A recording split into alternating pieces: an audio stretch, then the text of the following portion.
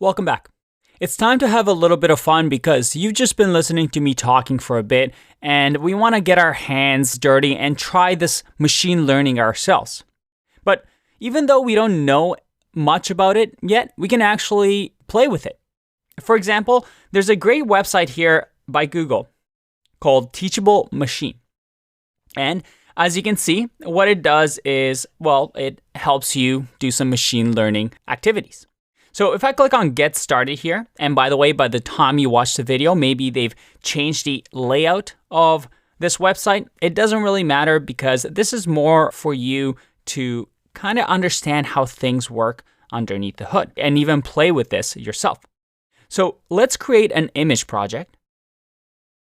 And for now, all we're going to do is say, hey, I want to decide or create a machine learning model that detects faces or cats.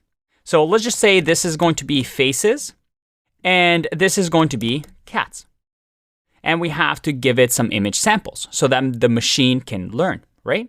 So in here on my desktop, I've actually saved a couple of photos. I found a nice little cute cat picture online. So let's upload the cat picture. So we'll upload the cat picture here.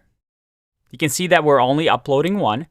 And here I will upload the faces picture. We'll upload the baby's picture here. Awesome. So we have faces and cats, and then we train our model. We essentially tell the computer, hey, this is an example of what a face looks like, and this is an example of what a cat looks like. So just learn, please. So you can see over here, it's learning. And there you go. It now has created a model. Now in here, I can use my webcam or I can just upload a file.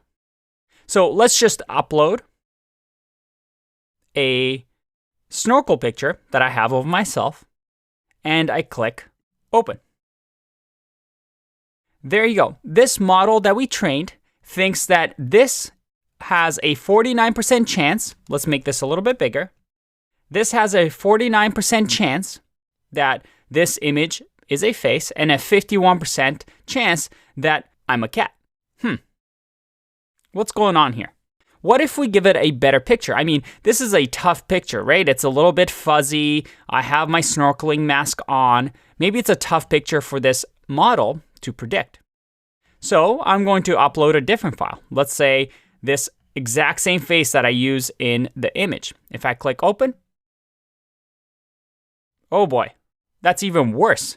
It thinks I'm 57% cat, and it's 43% certain that this is a face. What's happening here? Well, what you've just witnessed is how machine learning works. We provide the computer some data. In this case, I provided one image of myself and Daniel's face and one picture of a cat. Based on those two inputs and data, I say, hey, computer, learn, try to understand this picture, and try to understand this picture. And next time I give you any images based on this data, predict for me or tell me how much confidence you have that either it's a cat or a face. And that's pretty much machine learning. It doesn't have to be just images. It just needs to be some sort of data. We train the computer and we create a model that can predict for us based on that data. Now, we see here that it's really, really bad. I mean, this is definitely not a cat, right? So why is it bad? Well, think about this for a second. Try to answer it on your own. Ready for the answer?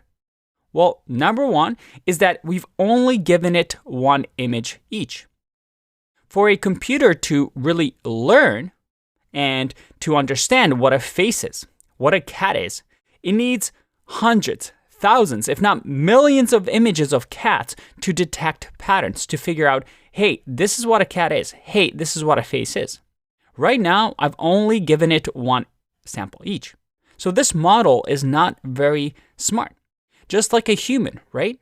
To learn something in school, you have to repeat it. You have to see it over and over. And then also, with the preview. Sometimes I give it a really clear image of a face, or sometimes I give it the snorkeling picture that's really fuzzy. So that also affects the output. But at the end of the day, machine learning is just that. We give it some input, and then we tell the machine to learn based on those inputs and give us an output next time we give it a new input. Now, I want you to take a break here. I'm going to link to this resource so that you can actually play with this yourself and see if you can improve this model. You can even have your webcam on, so instead of a file, you have your webcam, just like in the examples that they provide. So if I go to Teachable Machine, you can see here different projects that you can build just by clicking without programming anything. You can even export your model once you're done so that you can use it in your own projects. Again, if this is confusing, don't worry. We're actually going to go step by step, and instead of just doing something visually, we're actually going to code and learn how machine learning and data scientists work. But this is a great way for you to just understand on high level how machine learning works. So go off and play with this website, and I'll see you in the next video. Bye-bye.